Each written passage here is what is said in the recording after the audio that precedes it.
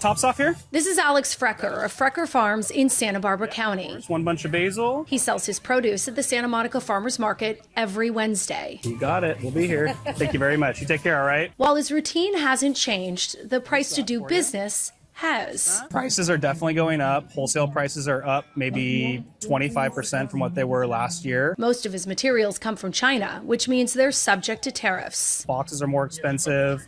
Baskets are more expensive. And then there's the pressure from rising fuel prices. We have 7 vehicles. We do 14 farmers markets a week, so we're driving back and forth from LA many times a week.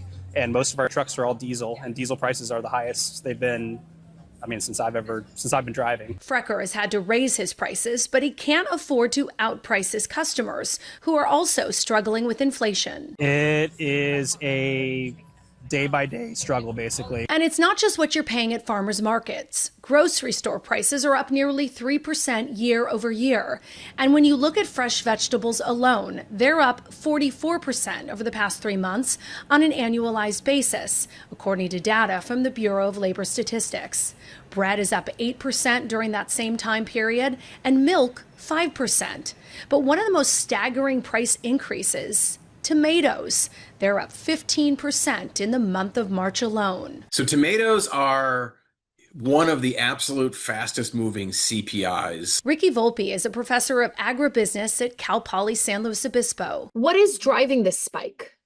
There are a lot of factors. With tomatoes, I actually think we're seeing a pretty clear textbook case of the impact of tariffs. Most of our tomatoes come from Mexico, which means tomato prices are also being driven up by fuel prices and the cost of transport via refrigerated truck. Those tomatoes have to be carefully packed, temperature controlled, and then gotten, from the farm to the pack house to the DC to the retailer as quickly as possible.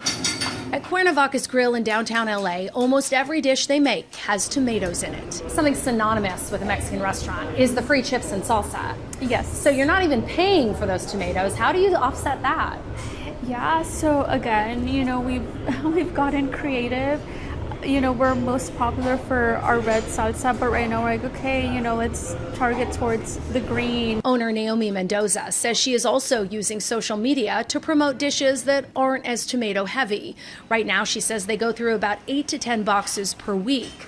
They used to pay $15 a box, but Mendoza says that amount has now doubled, even tripled, depending on the week. Will it come to a point where you have to raise prices? I really hope that it doesn't. A year ago, we faced the raids, and for a really long time, it was ghost town. It was scarier than COVID. So we're finally getting traction back in. So we hope that we don't get there, and if we do, we hope that the community understands.